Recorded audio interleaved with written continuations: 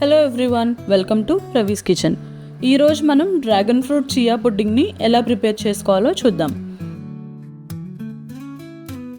ఒక బౌల్లో 1 table spoon chia సీడ్స్ని వేసుకోవాలి. అరకప్పు నీళ్ళని వేసి ఓవర్ నైట్ సోక్ చేయాలి. నెక్స్ట్ డే మార్నింగ్కి చియా సీడ్స్ వాటర్ని బాగా అబ్జార్బ్ చేసుకొని క్వాంటిటీలో డబుల్ అయ్యి కాస్త స్టిక్కీగా జెల్లీలా ఫామ్ అవుతుంది. ఇందులోకి 1/2 కప్పు కాచి చల్లార్చుకున్న గోరువెచ్చటి పాలని యాడ్ చేసి అంతా కలిసేలా బాగా కలుపుకుని పక్కనుంచుకోవాలి. ఇప్పుడు ఒక డ్రాగన్ ఫ్రూట్ని తీసుకొని ఇక్కడ చూపిస్తున్న సైజులో చిన్న చిన్న ముక్కలుగా చాప్ చేసుకోవాలి.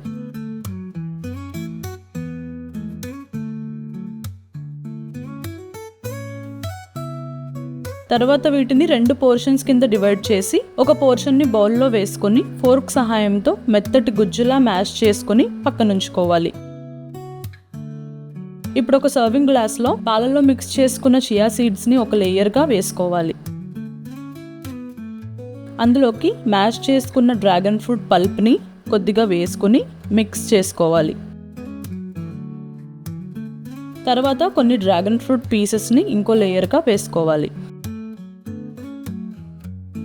దీనిపైన మిగిలిన చియా సీడ్స్ మిల్క్ని వేసుకొని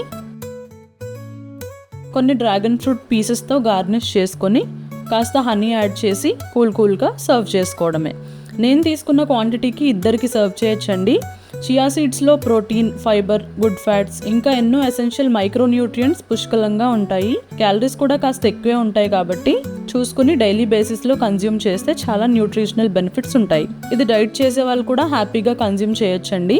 అంతేనండి, చాలా తక్కువ టైంలో dragon fruit chia pudding ready.